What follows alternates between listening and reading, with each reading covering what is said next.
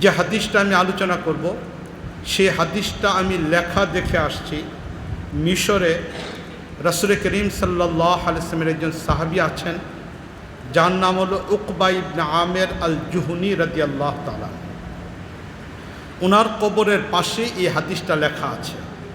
এই হাদিসটা তিরমিজি শরীফের মাঝেও আসছে, তবে ওনার কবরের পাশে আমি এই হাদিসটা আমি গতকালকে রাত্রে বাংলাদেশে আসছি। এর আগের দিন রাতে আমরা যখন রওনা দিই, এর পূর্ব মুহূর্তে ওনার কবরটা জিয়ারতে গিয়েছিলাম। হযরত উকবা ইবনে আমের আল জুহনি রাদিয়াল্লাহু তাআলা, উনি হলেন রাসূল করিম সাল্লাল্লাহু আলাইহি ওয়াসাল্লামের পরিবারের শিক্ষক ছিলেন। রাসূল সাল্লাল্লাহু আলাইহি ওয়াসাল্লাম তো ছিলেন সকলের শিক্ষক। নবী করিম সাল্লাল্লাহু আলাইহি ওয়াসাল্লামের পরিবারের মানুষদেরকে কোরআনে কারীম শিক্ষা দেওয়ার দায়িত্ব ছিল উকবা ইবনে আমের আল জুহনি রাদিয়াল্লাহু তাআলা আনহু। উনি আম্মাজান আয়েশা রাদিয়াল্লাহু তাআলা আনহাকে কোরআনে কারীম শিখিয়েছেন, আম্মাজান হাফসা রাদিয়াল্লাহু তাআলা আনহাকে কোরআনে কারীম শিখিয়েছেন, আম্মাজান উম্মে সালমা রাদিয়াল্লাহু তাআলা আনহাকে কোরআনে কারীম শিখিয়েছেন, উম্মে হাবিবা রাদিয়াল্লাহু তাআলা আনহা ওনাকে কোরআনে কারীম শিখিয়েছেন। তাহলে রাসূল করিম সাল্লাল্লাহু আলাইহি ওয়াসাল্লামের পরিবারের শিক্ষক ছিলেন এই উকবা ইবনে আমের আল জুহনি রাদিয়াল্লাহু তাআলা। তিনি রাসূল করিম সাল্লাল্লাহু আলাইহি ওয়াসাল্লামের সাথেই গোটা জীবনটা কাটায় দিয়েছেন। ওনার কবরের পাশে সবচেয়ে আশ্চর্যের একটা বস্তু হলো এটা, যে ওনার কবরের পাশে একটা আয়না রয়েছে। যে জায়গায় ওনার কবরটার পাশেই মাথার পাশে একটা আয়না রয়েছে। উনি যখন মদিনা থেকে ইসলাম প্রচারের জন্য মিশরের দিকে চলে আসেন, এদিক থেকে রাসূল করিম সাল্লাল্লাহু আলাইহি ওয়াসাল্লাম ইন্তেকাল করেছেন। রাসূল করিম সাল্লাল্লাহু আলাইহি ওয়াসাল্লামের ইন্তেকালের বিরহ ব্যথা হযরত উকবা ইবনে আমের আল জুহনি রাদিয়াল্লাহু তাআলা আনহু সহ্য করতে পারতেছিলেন না। তিনি খুব বেশি পরিমাণ রাসূল করিম সাল্লাল্লাহু আলাইহি ওয়াসাল্লামের জন্য কান্নাকাটি করতেন। দুই চোখ দিয়ে পানি অহরহ পড়তে থাকতো, ঘা হয়ে যাচ্ছিল, এত বেশি পরিমাণ রাসূল করিম সাল্লাল্লাহু আলাইহি ওয়াসাল্লামের জন্য কান্নাকাটি করতেন। রাসূলের ইন্তেকালের পরে যখন তিনি মিশরে চলে আসতেছেন, এমত অবস্থার ভিতরে আম্মাজান আয়েশা রাদিয়াল্লাহু তাআলা আনহার কাছে গেলেন, গিয়ে নিজের অবস্থা তুলে ধরলেন যে রাসূল করিম সাল্লাল্লাহু আলাইহি ওয়াসাল্লামের বিরহ ব্যথা আমার সহ্য হচ্ছে না। তখন আম্মাজান আয়েশা রাদিয়াল্লাহু তাআলা আনহা ওই আয়নাটা বের করে দিলেন, যে আয়না দিয়ে নবী করিম সাল্লাল্লাহু আলাইহি ওয়াসাল্লাম চেহারা দেখতেন, নবীর চেহারা দেখতেন। এই আয়নাটা আম্মাজান আয়েশা রাদিয়াল্লাহু তাআলার কাছে ছিল। এই আয়নাটা উকবা ইবনে আমের আল জুহনি রাদিয়াল্লাহু তাআলাকে দিয়ে দেওয়া হয়। তিনি এটা নিয়ে আসছেন এবং সারা জীবন নিজের কাছে এটা রাখতেন। যখনই নবীর কথা মনে হতো তখন তিনি এই আয়নাটা নিজের চেহারা দেখতেন, রাসূল করিম সাল্লাল্লাহু আলাইহি ওয়াসাল্লামের কথা মনে করে বুকের সাথে জড়িয়ে ধরে কান্নাকাটি করতেন। ইন্তেকালের সময় এই উকবা ইবনে আমের রাদিয়াল্লাহু তাআলা আনহু তার পরবর্তী মানুষের কাছে ওসিয়ত করে গিয়েছিলেন যেন তার মাথার পাশে এই আয়নাটা রেখে দেওয়া হয়। এখনো পর্যন্ত এই আয়নাটা সেখানে রয়ে গেছে। আমাদেরও সুযোগ হয়েছে সে আয়নাটা ধরার জন্য। যে আয়না নবী ধরতেন, এটাকে ধরার সুযোগ হয়েছে। যে আয়নাতে নবী করিম সাল্লাল্লাহু আলাইহি ওয়াসাল্লাম চেহারা দেখতেন, আমরাও সে আয়নাতে নিজের চেহারা দেখছি এবং আমরাও সেটাকে চুমু দিয়ে আসছি, সেটাকে যত ধরনের সম্মান করা দরকার সেটা করে আসছি। এই উকবা ইবনে আমের আল জুহনি রাদিয়াল্লাহু তাআলা একটা হাদিসই শুধু আপনাদের সামনে আলোচনা করব। এর পাশে আরেকটু ঘটনা বলতেছি, যেখানে উকবা ইবনে আমের রাদিয়াল্লাহু তাআলা আনহুর কবরটা রয়েছে, এর পাশে আরেকজন সাহাবী যিনি মিশর বিজেতা, যিনি মিশর বিজয় অর্জন করছেন, হযরত আমির ইবনে আস রাদিয়াল্লাহু তাআলা। হযরত আমির ইবনে আস রাদিয়াল্লাহু তাআলা আনহুর নেতৃত্বে মিশর মুসলমানদের অধীনে আসে। তবে আমির ইবনে আস রাদিয়াল্লাহু তাআলা ওসিয়ত ছিল ওনার কবরের সন্ধান যেন কেউ না জানে। এই কবরটা এমন জায়গায় দেওয়া হবে যেন কেউ চিনতে না পারে, দুনিয়াতে যেন তার পরিচয় না থাকে, এই হিসেবে উনি ওসিয়ত করে গিয়েছিলেন। কিন্তু যে গুরুস্থানে ওনাকে দাফন করা হয়েছে, যার পাশে উকবা ইবনে আমেরের কবর রয়েছে, এই কবর তো দেওয়া হয়েছে, কিন্তু কবরের পরে কিছুক্ষণ পরে সেখান থেকে গ্রান বের হয়েছে। এখনো পর্যন্ত এই কবর থেকে একটা গ্রান বের হয়। আমরাও যখন এই কবরের পাশে গিয়ে দাঁড়াইছি, 24 ঘন্টা সেই মিশর বিজেতা আমির ইবনে আস রাদিয়াল্লাহু তাআলা কবর থেকে জান্নাতে গ্রান খুঁজে পাওয়া যায়। এই কবরের পাশেই উকবা ইবনে আমের রাদিয়াল্লাহু তাআলা একটা কবর। মুআজ্জাজ হাজরিন, সে উকবা ইবনে আমের রাদিয়াল্লাহু তাআলা কবরে হাদিসটা লেখা রয়েছে। আজকের এই যুগে বিভিন্ন ধরনের ফিতনা ছড়িয়ে পড়েছে। আজকে আমরা হিমশিম খাচ্ছি, নিজেদের মুক্তি কী করে হতে পারে। প্রতিটা মানুষ আমরা পেরেশানের মধ্যে পড়ে গেছি। বিশেষ করে যারা চিন্তা ভাবনা করে, যারা নিজেকে জাহান্নাম থেকে বাঁচাইতে চায়, যারা জান্নাতে যেতে চায়, এই দুনিয়ার আরামায়েশে জিন্দিগিকে পরিহার করে যারা জান্নাতি কাফেলা শরীক হতে চায়, তারা পেরেশানের মধ্যে পড়ে যায়। জান্নাত কোন পথে পাবো, কোন আমল করলে জান্নাতে যাওয়া যাবে, এই বিষয়গুলি নিয়ে পেরেশানের মধ্যে পড়ে যায়। ঠিক না বলেন? এটা যারা দুনিয়াদার মানুষ তাদের কথা ভিন্ন, যারা আখিরাতকে ভয় পায় না তাদের কথা ভিন্ন, যারা জান্নাতকে চায় না তাদের কথা হলো ভিন্ন। কিন্তু যারা সত্যিকার নাজাত পেতে চায় তারা পেরেশানের মধ্যে পড়ে যায়। ঠিক এমন একটা পেরেশানের মধ্যেই উকবা ইবনে আমের রাদিয়াল্লাহু তাআলা আনহু তিনি পড়ে গিয়েছিলেন। রাসূল করিম সাল্লাল্লাহু আলাইহি ওয়াসাল্লামের যুবদ্দশায় হযরত উকবা ইবনে আমের রাদিয়াল্লাহু তাআলা আনহু জিজ্ঞেস করলেন, মাল নাজাতু ইয়া রাসূলুল্লাহ, হে আল্লাহর নবী, আমি কোন কাজ করলে নিজেকে জাহান্নাম থেকে বাঁচাইতে পারবো? হে আল্লাহর নবী, এমন কোনো কাজ আছে কিনা যে কাজ করার কারণে আমি জান্নাতে কাফেলার সদস্য হতে পারবো? মান নাজাতু ইয়া রাসূলুল্লাহ, হে আল্লাহর নবী, আমি মুক্তি কি করে পাবো, জাহান্নাম থেকে কি করে আমি নিজেকে বাঁচাইতে পারবো? হযরত উকবা ইবনে আমের রাদিয়াল্লাহু তাআলা যখন এই প্রশ্ন করলেন, তখন নবী করিম সাল্লাল্লাহু আলাইহি ওয়াসাল্লাম উকবা ইবনে আমের রাদিয়াল্লাহু তাআলা তিনটা উপদেশ দিয়েছিলেন। মূলত আমি এই তিনটা উপদেশই আপনাদের সামনে উপস্থাপন করব। সেই কবরে দেখা আসা হাদিস, সেখান থেকে এই তিনটা বিষয় আমি আপনাদের সামনে উল্লেখ করব। এক নম্বর, নবী করিম সাল্লাল্লাহু আলাইহি ওয়াসাল্লাম বললেন, আমসিক আলা লিসানাক। উকবা ইবনে আমের, তুমি যদি জান্নাতি হতে চাও, আমসিক আলা লিসানিক, তুমি তোমার জবানটাকে নিয়ন্ত্রণ করো। এমন কোনো কথা বলো না যে কথার কারণে তুমি লজ্জার মধ্যে পড়ে যাও। দুনিয়ার মানুষের কাছেও লজ্জাও পড়ে যাও, আখিরাত মালিকের কাছে লজ্জায় পড়ে যাও। এমন কোনো কথা তোমার মুখ দিয়ে বের করো না, বরং তুমি সর্ব অবস্থায় কথা বলার পূর্বে চিন্তা ভাবনা করবা কোন কথা বলা যাবে, কোন কথা বলা যাবে না। বিষয়টাকে চিন্তা ভাবনা করে খুব নিয়ন্ত্রিত অবস্থার মধ্যে তুমি তোমার জবানটাকে ব্যবহার করো। রাসূল করিম সাল্লাল্লাহু আলাইহি ওয়াসাল্লাম বললেন, আমসিক আলা লিসানিক। উকবা ইবনে আমের, তুমি তোমার জবানটাকে নিয়ন্ত্রণ করো। আজকে আমরা গোটা পৃথিবীর দিকে তাকিয়ে দেখি, আমরা আমাদের সমাজের দিকে তাকিয়ে দেখি, আমরা আমাদের এই জবানের কারণে কত ধরনের পেরেশানের মধ্যে পড়ে যাই, কত ধরনের ফিতনার মধ্যে আমরা পড়ে যাই। মানুষের পরস্পর সম্পর্ক ছিন্ন হয়ে যাচ্ছে শুধুমাত্র এই জবানকে যথাযথ ব্যবহার না করার কারণে। এই জন্য এক নম্বর, রাসূল করিম সাল্লাল্লাহু আলাইহি ওয়াসাল্লাম বললেন, আমসিক আলা লিসানিক। উকবা ইবনে আমের, তুমি তোমার জবানটাকে নিয়ন্ত্রণ করো। এই জন্য আমরা আজকে যারা এখানে আছি, আজকে থেকে নিয়ত করে ফেলি যেন আমি আমার জবানটাকে দ্বীনের কাজে ব্যবহার করি, ভালো কাজে ব্যবহার করি। কোনো অবস্থায় যেন মন্দ কোনো কথা আমার মুখ থেকে বের না হয়। কথা বলার আগে চিন্তা করব এই কথাটা বলবো কিনা, যদি প্রয়োজন হয় তাহলে কথা বলবো। ইমামে শাফি রাহিমাহুল্লাহ, ওনার কবরও আমার যাওয়ার সুযোগ হয়েছে। মিশরি ইমামে শাফি রাহিমাহুল্লাহর কবর রয়েছে, অনেক বড় বড় বুজুর্গদের কবর মিশরে রয়েছেন। তো সেখানে ইমামে শাফি রাহিমাহুল্লাহর কবর আছে। ইমামে শাফি রাহিমাহুল্লাহর কবরের পাশে লেখা আছে, ইমামে শাফি লিখছেন, যে জায়গায় কথা বললে কথাটা উপকার হবে সেখানে কথা বলবে, যে জায়গায় কথা বললে উপকার হবে না সেখানে কথা বলার প্রয়োজন নেই। তাহলে ইমামে শাফি রহমতুল্লাহ আলাইহ এই কথাটা বলছেন। ইমামে শাফি রহমতুল্লাহ আলাইহ কবরের পাশে ওনার উস্তাদ ওয়াকঈ রাহিমাহুল্লাহ, ওনার কবরটা রয়েছে।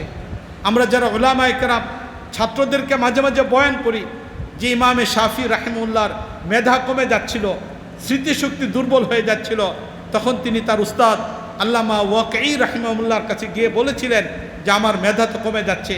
তখন ইমাম ওয়াকঈ রাহিমাহুল্লাহ ওনাকে ওসিয়ত করেছিলেন। এই ইমামে ওয়াকঈ রাহিমাহুল্লাহর কবরটাও সেখানে রয়েছে। ইমামে শাফি সেই কবিতাটা সেখানে লেখা, শাকাউতু না ইলা ওয়াকিইন সুয়া হিফজি, এই কবিতাটা এখানে লেখা আছে। তো যে কথা বলতেছিলাম, রাসূল করিম সাল্লাল্লাহু আলাইহি ওয়াসাল্লাম বললেন, আমসিক আলা লিসানিক, তুমি তোমার জবানটাকে যথা কাজে ব্যবহার করো, জবানটাকে অনর্থক কাজে ব্যবহার করো। এই জন্য আমরা যারা আছি জবানকে নিয়ন্ত্রণ করার চেষ্টা করব, অনর্থক কোনো ধরনের কথাবার্তা বলবো না। একটা মুহূর্ত নিজে ইবাদতের মধ্যে কাটানোর চেষ্টা করব, সর্ব অবস্থায় আল্লাহর জিকিরের মধ্যে থাকার চেষ্টা করব।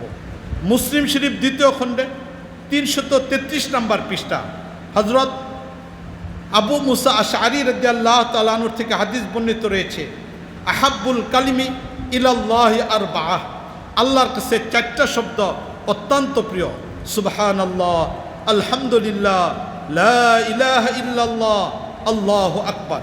এই জন্য যতক্ষণ পারা যায় এই জিকিরের আমলের উপরে চলে উঠে আসার চেষ্টা করব। জবানকে ভালো কাজে ব্যবহার করব, কোনো অবস্থায় জবান ভিন্ন কাজে ব্যবহার করব না। আল্লাহর জিকিরের মাঝে নিজের জবানকে লাগানোর চেষ্টা করব।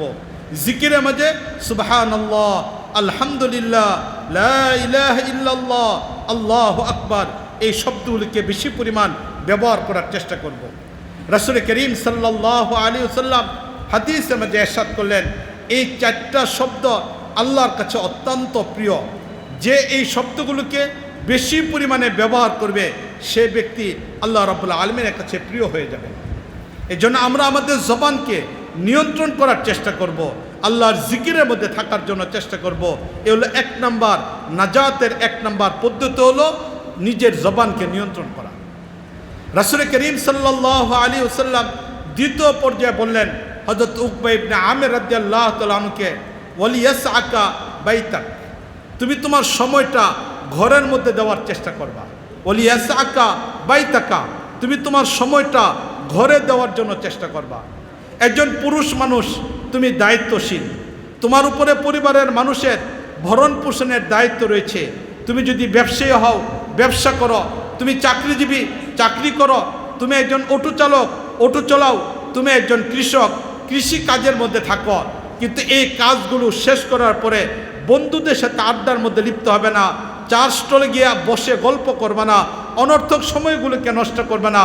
ওয়ালিয়াসআকা বাইতাকা, তুমি তোমার ঘরে পরিবারকে সময় দাও। আজকে আমরা যারা আছি আমাদের পরিবারগুলো ধ্বংস হচ্ছে পরিবারের প্রধান পরিবারকে সময় না দেওয়ার কারণে। পরিবারের প্রধান পরিবারকে সময় না দেওয়ার কারণে পরিবারগুলো ধ্বংস হয়ে গেছে। অথচ রাসূল করিম সাল্লাল্লাহু আলাইহি ওয়াসাল্লাম নিজে যখন সুযোগ পাইতেন তার পরিবারকে সময় দিতেন। রাসূল করিম সাল্লাল্লাহু আলাইহি ওয়াসাল্লাম মক্কা থেকে যখন মদিনায় গেলেন, মদিনা যাওয়ার পরে নবী করিম সাল্লাল্লাহু আলাইহি ওয়াসাল্লামের ব্যস্ততার পরিমাণ বেড়ে গেল, প্রচুর পরিমাণ ব্যস্ততা নবী করিম সাল্লাল্লাহু আলাইহি ওয়াসাল্লামের বেড়ে গেল। তবে নবী করিম সাল্লাল্লাহু আলাইহি ওয়াসাল্লামের অভ্যাস ছিল আসর থেকে নিয়ে মাগরিব এই সময়টা নবী করিম সাল্লাল্লাহু আলাইহি ওয়াসাল্লাম তার পরিবারের মাঝে সময় দিতেন। আমাদের আম্মাজান আয়েশা রাদিয়াল্লাহু তাআলা আনহা থেকে হাদিস বর্ণিত যে আসর থেকে নিয়ে মাগরিব এই সময়টা নবী তার পরিবারকে সময় দিতেন। একবারের ঘটনা, আম্মাজান আয়েশা রাদিয়াল্লাহু তাআলা আনহা বলেন, রাসূল করিম সাল্লাল্লাহু আলাইহি ওয়াসাল্লাম তিনি আসরের নামাজ পড়ে তার পরিবারের কাছে গেলেন। রাসূলের স্ত্রী ছিল তখন 9 জন, 9 জন স্ত্রী ছিলেন তখন। রাসূল করিম সাল্লাল্লাহু আলাইহি ওয়াসাল্লামের নবী করিম সাল্লাল্লাহু আলাইহি ওয়াসাল্লাম প্রত্যেক স্ত্রীর কাছে আলাদা আলাদা সময় দিলেন। আয়েশা রাদিয়াল্লাহু তাআলা ঘরে একটু সময় দিলেন, হাফসার ঘরে সময় দিলেন, একে একে 9 জন স্ত্রীর ঘরে কিছুটা সময় দিলেন। সময় দেওয়ার পরে এবার নবী করিম সাল্লাল্লাহু আলাইহি ওয়াসাল্লাম সকল স্ত্রীদেরকে নিয়ে একসাথে বসলেন, 9 জনের কাছে আলাদা সময় দিলেন। এরপরে আবার নবী করিম সাল্লাল্লাহু আলাইহি ওয়াসাল্লাম 9 জনকে একত্রিত নিয়ে সবাইকে নিয়ে বসলেন নবী করিম সাল্লাল্লাহু আলাইহি ওয়াসাল্লাম। বসার পরে এবার নবী করিম সাল্লাল্লাহু আলাইহি ওয়াসাল্লামকে এক একজন স্ত্রী এক এক ধরনের প্রশ্ন করা আরম্ভ করলেন। নবী করিম সাল্লাল্লাহু আলাইহি ওয়াসাল্লাম প্রশ্নের উত্তর দিচ্ছেন, এর পাশাপাশি ইস্তেগফার পড়তেছেন, আস্তাগফিরুল্লাহ আস্তাগফিরুল্লাহ রাসূল পড়তেছেন। আম্মাজান আয়েশা রাদিয়াল্লাহু তাআলা আনহা তিনি একটু চিন্তা করলেন, নবী তো 9 জন স্ত্রীকে সময় দিলেন, আবার 9 জনের সাথে বসে গল্প করতেছেন, ফাঁকে ফাঁকে ইস্তেগফার পড়তেছেন। আচ্ছা একটু গণনা করে দেখি নবী কতবার ইস্তেগফার পড়েন। এবার আম্মাজান আয়েশা রাদিয়াল্লাহু তাআলা আনহা তিনি গণনা করা আরম্ভ করলেন, নবী পড়তেছেন আস্তাগফিরুল্লাহ, আম্মাজান আয়েশা গণতেছেন 1 2 3। দেখে গেল এই সময়ের মাঝে নবী করিম সাল্লাল্লাহু আলাইহি ওয়াসাল্লাম 70 বারের উপরে ইস্তেগফার করলেন। চিন্তা করে দেখেন, যে মানুষটার কোনো গুনাহ ছিল না, যে মানুষটার কোনো গুনাহ ছিল না, মালিক আল্লাহ রাব্বুল আলামিন সব গুনাহগুলিকে মাফ করে দিলেন। তিনি শুধুমাত্র আসর থেকে নিয়ে মাগরিব এই সময় তাও পরিবারের মানুষদের সাথে গল্প করতেছেন। এই অবস্থার মধ্যেও তিনি আল্লাহ রাব্বুল আলামিনের দরবারে ইস্তেগফার পড়তেছেন, আল্লাহর কাছে মাপ চাইতেছেন। এই জন্য নবী করিম সাল্লাল্লাহু আলাইহি ওয়াসাল্লাম তিনি পরিবারকে সময় দিতেন। তাই নবী করিম সাল্লাল্লাহু আলাইহি ওয়াসাল্লাম বলছেন, ওলিয়াসা বাইতাকা, তুমি তোমার পরিবারকে সময় দেওয়ার চেষ্টা করো। আমরা আমাদের পরিবারগুলিকে সময় দেওয়ার চেষ্টা করব। আজকে আমাদের পরিবারগুলো এমন হচ্ছে যে আমরা আমাদের পরিবারের সময় না দেওয়ার কারণে ছেলে আদর্শবান ছেলে হচ্ছে না, আমার স্ত্রী আদর্শবান স্ত্রী হচ্ছে না, আমার পরিবারগুলোকে সুন্দর করে তৈরি করা যাচ্ছে না। আমরা কতজন মানুষ আছি যারা পরিবারের সবাইকে নিয়ে একসাথে খাবার খেতে বসি? আমরা কতজন আছি যে পরিবারের মানুষগুলোর কার কী প্রয়োজন এগুলিকে নিয়ে গল্পের মধ্যে বসি, প্রয়োজনে সবাইকে ডেকে আমরা পরামর্শ করি? এমন কয়জন আছি? আমাদের পরিবারের সমস্যা দেখা দেয়, এই বাবা সমস্যার মধ্যে জর্জরিত, ঋণ করে ফেলছেন, সন্তানরা জানে না বাবা কষ্ট করতেছেন, মা কষ্ট করতেছেন, সন্তান জানে না। অথচ উচিত হলে এটা কমপক্ষে প্রতিটা দিন 10 থেকে 15 মিনিট পরিবারের সবাইকে একসাথে নিয়ে বসা, সময়কে নির্ধারণ করে দেওয়া যে তোমরা যে যেখানেই থাকো এই 15 মিনিট সবাই এক জায়গায় উপস্থিত হবে। এবার বসলো, বাবা জিজ্ঞেস করলেন ছেলেদেরকে, ছেলেরা বাবাকে জিজ্ঞেস করলেন, বাবা মার দুঃখের কথাগুলোকে শুনলো। এই যে পরিবারের ভিতরে এক সুন্দর সম্পর্ক তৈরি করা, এটা অত্যন্ত জরুরি একটা বিষয়। আমরা এই পরিবারের সময় না দেওয়ার কারণে আমাদের পরিবারগুলো নষ্ট হয়ে যাচ্ছে। কিছুদিন আগে আমরা সবাই কম বেশি জানি ইসলাম সন্ত্রাসকে সমর্থন করে না, উগ্রবাদীকে ইসলাম সমর্থন করে না। কিছুদিন আগে যে সকল ছেলেদের উগ্রতার প্রকাশ পেয়েছে তাদের প্রত্যেকের পরিবারের ব্যাপারে সংবাদ আসছে এটা, যে সপ্তাহের পর সপ্তাহ বাবার সাথে সন্তানের দেখা হয় না, মার সাথে সন্তানের দেখা হয় না, সন্তানের লালন পালনের জন্য গাড়ির দেওয়া আছে, টাকা দেওয়া আছে, কাজের লোক দেওয়া আছে, কিন্তু বাবা মার ভালোবাসা থেকে সন্তান বঞ্চিত। এই জন্য পরিবারগুলোকে সময় দেওয়া এটা অত্যন্ত জরুরি একটা বিষয়। নবী করিম সাল্লাল্লাহু আলাইহি ওয়াসাল্লাম দ্বিতীয় প্রকারে বললেন, ওলিয়াসা বাইতাকা, তুমি তোমার পরিবারের মাঝে সময় দেবা। তাহলে রাসূল করিম সাল্লাল্লাহু আলাইহি ওয়াসাল্লামকে জিজ্ঞেস করলেন উকবা ইবনে আমের যে আল্লাহ নবী মুক্তি কি করে পাবো, জাহান্নাম থেকে বাঁচবো কি করে? নবী বললেন, 1 নম্বর তুমি তোমার জবানকে নিয়ন্ত্রণ করো। 2 নম্বর নবী করিম সাল্লাল্লাহু আলাইহি ওয়াসাল্লাম বললেন, পরিবারের মানুষকে সময় দেওয়ার চেষ্টা করো। রাসূল করিম সাল্লাল্লাহু আলাইহি ওয়াসাল্লাম 3য় পর্যায়ে বললেন যে তুমি যদি নাজাত পেতে চাও, ওয়াবকি আলা খাতিয়াতিক, তোমার জীবনে গুনাহ হয়েছে, দুনিয়াতে প্রতিটা মানুষ গুনাহগার। হাদিসের মাঝে নবী করিম সাল্লাল্লাহু আলাইহি ওয়াসাল্লাম বলছেন, কুল্লু বনি আদম খাত্তাউন, প্রতিটা বনি আদম পৃথিবীতে জন্মগ্রহণ করার পরেই সে কোনো না কোনোভাবে গুনার সাথে জড়িয়ে যা। তুমি যেহেতু গুনাহগার, তাই তোমার জন্য উচিত হলো ওয়াবকি আলা খাতিয়াতিক, তোমার জীবনে যত অপরাধ হয়েছে, গুনাহ হয়েছে, এটার জন্য মালিক আল্লাহ রাব্বুল আলামিনের দরবারে কান্নাকাটি করো।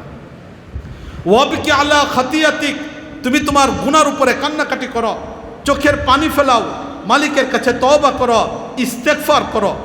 আমরা আমাদের পূর্ববর্তীদের অবস্থার দিকে তাকিয়ে দেখি, আমাদের পূর্ববর্তী যারা ছিলেন তারা কি পরিমাণ কান্নাকাটি করতেন। শায়েখ জাকারিয়া রাহিমাহুমুল্লাহ, যিনি ফাজাইলে আমাল বইটা লিখেছেন, এই শায়েখ জাকারিয়া রহমতুল্লাহ আলাইহি আবৃত্তি একটা বই লিখেছেন, তার আত্মজীবনী লিখেছেন। যারা উলামায়ে কেরাম তাদের প্রত্যেকের জন্য এই বইটা পড়া উচিত, আবৃত্তি এই বইটা পড়া উচিত। আমরা যারা সাধারণ মানুষ তাদেরও এই বইটা পড়া উচিত। আবৃত্তি শায়েখ জাকারিয়া রহমতুল্লাহ আলাইহি লেখা চমৎকার একটা বই। আমি যখন শরহে বেকায়া পড়তাম, আমার উস্তাদ মুহতারাম আল্লামা নূর হোসেন কাসিমি সাহেব রাহিমাহুমুল্লাহ, তিনি তখন আমাকে এই বইটা কিনেছিলেন এবং এই বইটা তখন থেকে আমি পড়ছি, এখনও পর্যন্ত এই বইটা আমার কাছে আছে। যখনই সুযোগ পাই তখন আবৃত্তি পড়ার চেষ্টা করি। এই শায়েখ জাকারিয়া রহমতুল্লাহ আলাইহি তিনি লেখছেন যে ওনার জীবনে আমাদের আকাবিরদের মধ্যে 2 জনকে দেখতেন যারা শেষ রাত্রে খুব বেশি পরিমাণ কান্নাকাটি করতেন। এর মাঝে একজন হলেন শায়েখ জাকারিয়া রহমতুল্লাহ আলাইহি বলেন, একজন হলেন মৌলানা ইলিয়াস সাহেব রাহিমাহুমুল্লাহ, যার মাধ্যমে আল্লাহ রাব্বুল আলামিন দাওয়াত ও তাবলীগের কাজকে দুনিয়াতে চালু করছেন। এই শায়েখ জাকারিয়া রহমতুল্লাহ আলাইহি বলেন, আমি আমার চাচাজান মৌলানা ইলিয়াস সাহেব রাহিমাহুমুল্লাহকে দেখতাম রাতের শেষ ভাগে তিনি প্রচুর পরিমাণে কান্নাকাটি করতেন। এত বেশি পরিমাণ কান্নাকাটি করতেন যে ওনার বাড়ির আশেপাশের মানুষগুলো একত্রিত হয়ে যেত ওনার কান্নার আওয়াজ শুনে। এত বেশি পরিমাণ তিনি শেষ রাতে কান্নাকাটি করতেন। আমাদের অনেক দাওয়াত ও তাবলীগের সাথী ভাইরা আছেন, ইলিয়াস রহমতুল্লাহ আলাইহির সেই কাজের সাথে তো নিজেরা জড়াইছি, কিন্তু ইলিয়াস রহমতুল্লাহ আলাইহির সেই রাতের শেষ ভাগের কান্না এটা আমরা গ্রহণ করতে পারিনি। এই জন্য রাতের শেষ ভাগে কান্না এটা অত্যন্ত গুরুত্বপূর্ণ একটা আমল। নবী করিম সাল্লাল্লাহু আলাইহি ওয়াসাল্লাম বলছেন, ওয়াবকি আলা খাতিয়াতিক, তুমি তোমার জীবনের গুনাহগুলোর উপরে মালিকের কাছে কান্নাকাটি করো। এই ছিলেন ইলিয়াস রাহিমাহুল্লাহ, তিনি রাতের শেষ ভাগে বেশি পরিমাণে কাঁদতেন। আরেকজন হলেন কুতুবে আলম শেখুল ইসলাম মাদানী রাহিমাহুল্লাহ, যার একজন খলিফা আপনাদের এখানে শায়িত আছেন। এই মাদানী রহমতুল্লাহ আলাইহি খলিফা মাদানী রাহিমাহুল্লাহ, ওনারও অভ্যাস ছিল শেষ রাত্রে প্রচুর পরিমাণে কান্নাকাটি করা, প্রচুর পরিমাণে কান্নাকাটি করা। সফর হোক, হজর হোক, যেখানেই তিনি থাকতেন, রাতের শেষ ভাগে মাদানী রাহিমাহুল্লাহর কখনো তাহাজ্জুদ ছুটে যেত না, এবং রাতের শেষ ভাগে কখনো কান্না থেমে যেত না। প্রচুর পরিমাণে তিনি কান্নাকাটি করতেন। শেখ জাকারিয়া রহমতুল্লাহ আলাইহি আবৃত্তির মধ্যে ঘটনা উল্লেখ করছেন যে একবার মাদানী রাহিমাহুল্লাহ একটা সফরে যাচ্ছেন, মৌলানা ইলিয়াস সাহেব মৌলানা জাকারিয়া রাহিমাহুল্লাহ ওনাকে সাথে নিয়ে নিছেন। সফরে গেলেন, বয়ান করলেন, বয়ানের পরে এবার রাত্রে যখন থাকার সময়টা চলে আসলো, এমত অবস্থার মধ্যে মাদানী রাহিমাহুল্লাহ ইলিয়াস কে বললেন, জাকারিয়া রহমতুল্লাহ আলাইহিকে বললেন যে জাকারিয়াকে আমার পাশে বিছনা দিয়ে দাও। এবার জাকারিয়া রাহিমাহুল্লাহকে বিছনা দেওয়া হলো মাদানী রহমতুল্লাহ আলাইহির পাশে। মাদানী রাহিমাহুল্লাহ তিনিও ঘুমিয়ে পড়লেন, জাকারিয়া রাহিমাহুল্লাহ তিনিও ঘুমাইলেন। জাকারিয়া সাহেব বলেন, কিছুক্ষণ পরে মাদানী রাহিমাহুল্লাহ উঠে গেলেন, ওযু করলেন, ওযু করে তিনি নামাজের মধ্যে দাঁড়াইলেন, তাহাজ্জুদে নামাজ পড়লেন। তাহাজ্জুদে নামাজের পরে 12 তাসবিহ জিকির করলেন। জিকিরের পরে খুব বেশি পরিমাণ কান্না করা আরম্ভ করলেন, খুব বেশি পরিমাণ কান্না করা আরম্ভ করলেন। এত বেশি পরিমাণ কান্না, যার কারণে মনে হচ্ছিল যেন তার আপনজন সব মারা গিয়েছে, আত্মীয় স্বজন সব মারা গিয়েছে। এত বেশি পরিমাণ কুতুবে আলম শেখুল ইসলাম মাদানী রাহিমাহুল্লাহ কান্না করা আরম্ভ করলেন। এই অবস্থায় মৌলানা জাকারিয়া রাহিমাহুল্লাহ মাদানী রাহিমাহুল্লাহর কাছে গেলেন, গিয়া খুব কাছে গিয়ে বসলেন। বসার পরে যখন মাদানী আবেগের মধ্যে আসছেন, আল্লাহর দরবারে কান্না করতেছেন, এমত অবস্থায় জাকারিয়া রাহিমাহুল্লাহ সুযোগ পায়া বলে ফেলেন এই কথা যে, হযরত, আজকে আপনার সাথে অনেকেই সফর সঙ্গী ছিল, কিন্তু তাদেরকে আপনি আলাদা বিছনা দিয়েছেন, আমাকে আপনার সাথে রেখে ঘুমানোর সুযোগ দিয়েছেন। আজকে শেষ রাত্রে আপনার সাথে আমি তাহাজ্জুদ পড়ার সুযোগ পেয়েছি, আপনার সাথে আমি 12 তাসবিহ আদায় করার সুযোগ পেয়েছি। আপনি আল্লাহর কাছে কান্নাকাটি করতেছেন। একদিক থেকে রাতের শেষ ভাগে কান্নাকাটি করা এটা আল্লাহ ওয়ালাদের বৈশিষ্ট্য, এটা তো আপনার মাঝে রয়েছে। দ্বিতীয় নম্বর, নবী করিম সাল্লাল্লাহু আলাইহি ওয়াসাল্লামের গায়ের রক্ত আপনার গায়ের মধ্যে রয়ে গেছে। আপনি আওলাদ রাসূল, নবীর পরিবারের একজন সদস্য। আপনি তো জান্নাতে নিঃসন্দেহেই চলে যাবেন, কিন্তু আমি জাকারিয়া জান্নাতে যেতে পারবো না, সেদিন আমার কি অবস্থা হবে? জাকারিয়া রাহিমাহুল্লাহ বলেন, এই সুযোগে যখন এই কথাটা বললাম, এমত অবস্থায় মাদানী রাহিমাহুল্লাহ আমাকে জড়াই ধরলেন, আমার ঠোঁটের মধ্যে একটা চুমা দিলেন। চুমা দেওয়া বললেন, জাকারিয়া, ওয়াদা করতেছি, মালিক যদি আমাকে জান্নাতে দেন, তোমাকে নিয়ে আমি জান্নাতে যাব। মুআজ্জাজ হাজরিন, জাকারিয়া রাহিমাহুল্লাহ বারবার এই কথাটা বলতেন, আমার জীবনের অন্য কোনো আমল কবুল হোক বা না হোক, কিন্তু মাদানী রাহিমাহুল্লাহর একটা ওয়াদা, যেটা আল্লাহ রাব্বুল আলামিন ওনার মুখ দিয়ে বের করেছেন, এটা আমার জীবনের পাথর হিসেবে রয়ে গেছে। তো যে কথা বলতেছিলাম, মাদানী রাহিমাহুল্লাহ রাতের শেষ ভাগে খুব বেশি পরিমাণ কান্নাকাটি করতেন। এই জন্য শেখ জাকারিয়া বলেন, আমি আমার ছোট্ট জীবনে 2 জনকে দেখছি, একজন মৌলানা ইলিয়াস সাহেব রাহিমাহুল্লাহ, দ্বিতীয় জনকে দেখছি যিনি হলেন মাদানী রাহিমাহুল্লাহ, রাতের শেষ ভাগে কান্নাকাটি করতেন। এই জন্য আল্লাহর দরবারে কান্না করতে পারা এটা অনেক বড় একটা গুণ। আমাদের হৃদয় শুকায় গেছে, আমাদের হৃদয় শক্ত হয়ে গেছে, চোখ দেয়া পানি বের হয় না। নবী করিম সাল্লাল্লাহু আলাইহি ওয়াসাল্লাম মিশকাত শরীফ 2 খণ্ডে হাদিসটা আসছে, ইয়া আইয়ুহান নাস উবকু, হে মানব জাতি, এই দুনিয়াতে তুমি চোখের পানি ফেলো, কান্নাকাটি করো। ইয়া আইয়ুহান নাস উবকু, খুব বেশি পরিমাণ আল্লাহর দরবারে কান্নাকাটি করো। ফা ইল্লাম তাবকু ফাতুবাকু, যদি এই দুনিয়াতে তুমি কান্না না করো, চোখের পানি না ফেলো, চোখের পানি ফেলে যদি জাহান্নামের আগুনকে বন্ধ না করো, তাহলে তুমি জেনে রাখবা কিয়ামতের ময়দানে তোমার কাঁদতে হবে। কাদা ছাড়া বিকল্প কোনো পথ নেই, কাদা ছাড়া বিকল্প কোনো পথ নেই। হয়তো এই দুনিয়াতে চোখের পানি ফেলে মালিকরে খুশি করে জাহান্নামের আগুন বন্ধ করে আমাদের এই দুনিয়া থেকে যেতে হবে। যদি এই দুনিয়াতে না কাঁদি, পরকালে আমাদের কাঁদতে হবে।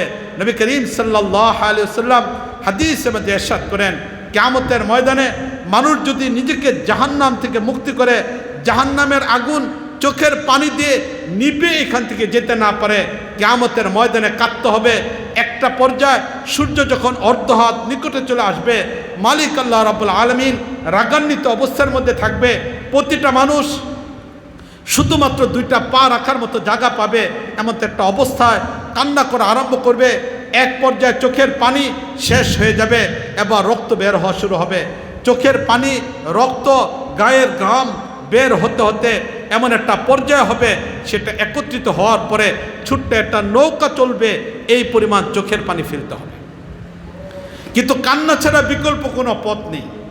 যতদিন পর্যন্ত আমাদের কান্নাটা আমাদের ভাষা ছিল, এতদিন পর্যন্ত আমাদের প্রয়োজন অন্যরা পূরণ করে দিত। আমরা যারা এখানে আছি সবাই ছোট ছিলাম, আমাদের খিদা লাগলে কান্না করতাম, প্রস্রাবের ব্যাগ কান্না করে দিতাম, কোনো প্রয়োজন কান্না করে দিতাম। যখনই আমাদের ভাষা ছিল কান্না, তখন আমাদের আব্বা, আমাদের আম্মা আমাদের প্রয়োজনগুলিকে পূরণ করছেন। পেটে ব্যথা, মুখে বলা যায় না, বাচ্চা কান্না করতেছেন, মা বুঝে ফেলছে, চিকিৎসা করতেছেন। মাথা ব্যথা, কান্না করতেছে বাচ্চা, মা বুঝে ফেলছেন। যতদিন পর্যন্ত আমাদের ভাষাটা ছিল আমাদের কান্না, এতদিন পর্যন্ত আমাদের অন্যদের দ্বারা আল্লাহ রাব্বুল আলামিন আমাদের প্রয়োজনকে পূরণ করছেন। আল্লাহ রাব্বুল আলামিন বাবা মার অন্তরে মহাব্বত ঢেলে দিয়েছেন, ভালোবাসা ঢেলে দিয়েছেন, তাদের হৃদয়ের মধ্যে সন্তানের প্রয়োজনের কথাগুলিকে ঢেলে দিয়েছেন। সন্তানের প্রয়োজনগুলিকে বাবা মা পূরণ করছে। যেদিন থেকে আমরা কথা বলা আরম্ভ করলাম, যেদিন থেকে বলা শুরু করলাম পানি দাও, যেদিন থেকে বলা শুরু করলাম খাবার দাও, যেদিন থেকে বলা শুরু করলাম পেট ব্যথা, সেদিন থেকে বাবা মার ভালোবাসা কমা আরম্ভ করলো। নিজেদের দায়িত্ব নিজেদের উপর চলে আসলো। এখন এক গ্লাস পানি নিজেরই নিতে হচ্ছে, এখন কথা বলে নিজের প্রয়োজন নিজেই পূরণ করতে হচ্ছে। অথচ ওই মানুষটাই যখন আমি কাঁদতাম, তখন আমার সব প্রয়োজন অন্যদের মাধ্যমে মালিক আল্লাহ রাব্বুল আলামিন পূরণ করে দিতেন। আজকেও যদি আমরা রাতের শেষ ভাগে কান্নার অভ্যাস করতে পারি, মালিকের দরবারে কান্নার অভ্যাস করতে পারি, তাহলে যে মালিক আমাদের ছোটকালে ভাষা ছিল না, কথা ছিল না, তখন মালিক তার প্রয়োজনগুলিকে পূরণের ব্যবস্থা করছেন। আজও যদি আমরা কান্নার অভ্যাসের উপরে চলে আসতে পারি, আমাদের প্রয়োজনগুলিকে আমাদের মালিক অন্যদের মাধ্যমে পূরণ করার ব্যবস্থা করবেন। এই জন্য নবী করিম সাল্লাল্লাহু আলাইহি ওয়াসাল্লাম হাদিসের মধ্যে বলছেন, ওয়াবিকি আলা খাতিয়াতিক, তুমি তোমার গুনার উপরে কান্নাকাটি করো, বেশি পরিমাণে কান্নার অভ্যাস করো। নবী করিম সাল্লাল্লাহু আলাইহি ওয়াসাল্লাম মানুষের মুক্তির জন্য, পরকালের নাজাতের জন্য এই তিনটা বিষয়কে উল্লেখ করেছেন। হযরত উকবা ইবনে আমের রাদিয়াল্লাহু, হযরত উকবা ইবনে আমের আল জুহনি রাদিয়াল্লাহু তাআলা কবরের উপরে এই হাদিসটা লেখা রয়ে গেছে। তো মুআজ্জাজ হাজরিন, আসুন আমরা এই গুণগুলোকে নিজের মধ্যে আনার চেষ্টা করি। নাম্বার 1, নিজের জবানকে নিয়ন্ত্রণ করব। কোনো কথা বলার আগে চিন্তা ভাবনা করে কথা বলবো, অনর্থক কোনো কথা বলবো না, অপ্রয়োজনীয় কোনো কথা বলবো না, বরং আল্লাহর জিকিরের মধ্যে লাগবো। জিকিরের মধ্যে উত্তম জিকির সুবহানাল্লাহ, আলহামদুলিল্লাহ, লা ইলাহা ইল্লাল্লাহ, আল্লাহু আকবার। এই পরিমাণ জিকিরের মধ্যে নিজের জবানকে ব্যবহার করব। নাম্বার 2, নিজের পরিবারকে সময় দেওয়ার চেষ্টা করব। কখনো কোনো দোকানে বসে আড্ডা দেওয়ার চেষ্টা করব না। চার দোকানে বসা, হোস্টেলে বসা, বিভিন্ন বন্ধু বান্ধবের সাথে যতটুকু প্রয়োজন এতটুকু প্রয়োজন পূরণ করে নিজের পরিবারকে সময় দেওয়ার চেষ্টা করব, নিজের স্ত্রীকে সময় দেওয়ার চেষ্টা করব, বাচ্চাকে সময় দেওয়ার চেষ্টা করব। এখন ফিতনার সময়, কোন কথার দ্বারা ফিতনা চলে যায়, কোন কথার কারণে আমি নিজে ফিতনার মধ্যে লিপ্ত হয়ে যায়, এই সব কিছু থেকে নিজেকে বাঁচানোর জন্য নিজের ঘর একাকী নির্জনতা অবলম্বন করার চেষ্টা করব। খুব বেশি পরিমাণ নির্জনতা অবলম্বন করার চেষ্টা করব। আমাদের আকাবির নির্জনতাকে পছন্দ করতেন।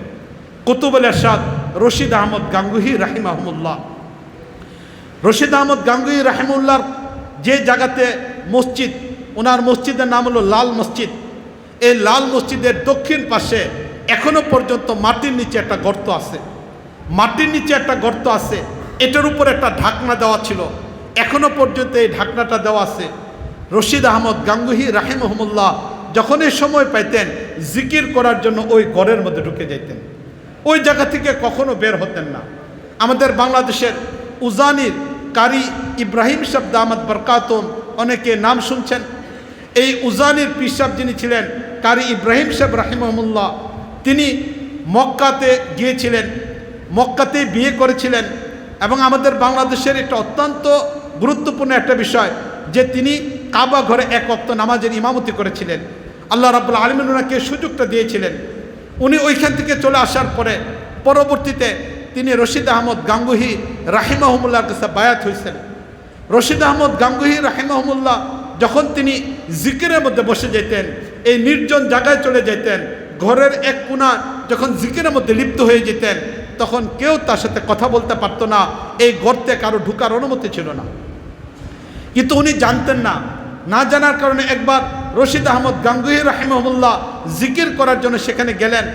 যাওয়ার পরে তিনি উপর থেকে ঢাকনাটা খুলে ফেললেন। ঢাকনাটা যখন খুললেন, আলো চলে গেল ভিতরে। এমত অবস্থায় ঢাকনাটা ফেলে দিয়ে আল্লাহু আকবার বলে তিনি বেহুশ হয়ে গেলেন।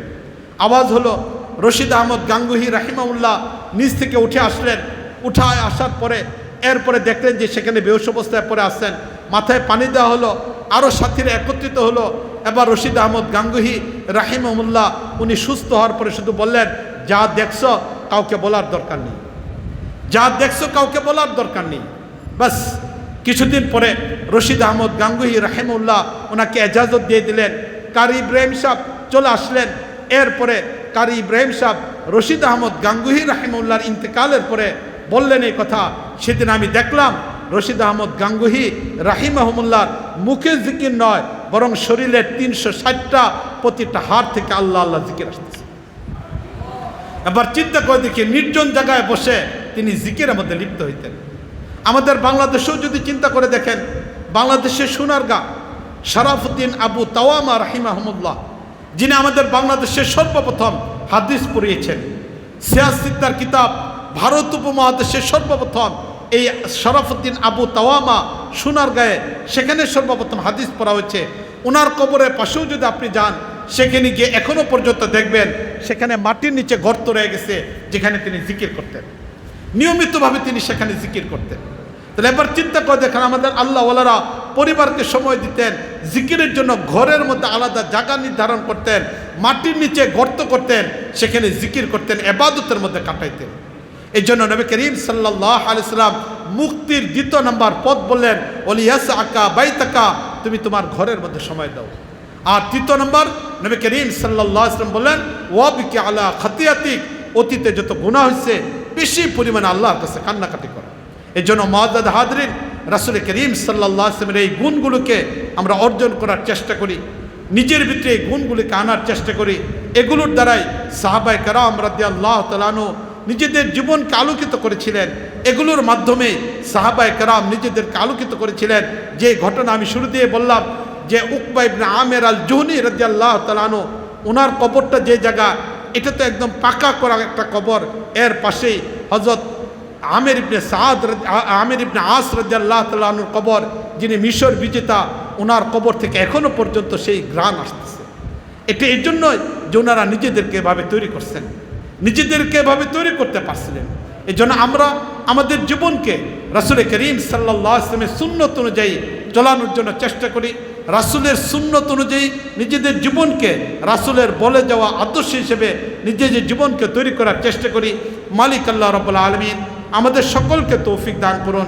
বাস্তবিক পক্ষে নবী করিম সাল্লাল্লাহু আলাইহি ওয়াসাল্লামের আদর্শ গ্রহণ করে নিজেরা যেন পরকালে নাজাত পেয়ে যেতে পারি, জাহান্নাম থেকে যেন মুক্তি পেয়ে যেতে পারি। আল্লাহ রাব্বুল আলামিন আমাদের সবাইকে তৌফিক দান করুন। ওয়া আখিরু দাওয়ানা আনিল হামদুলিল্লাহি রাব্বিল আলামিন।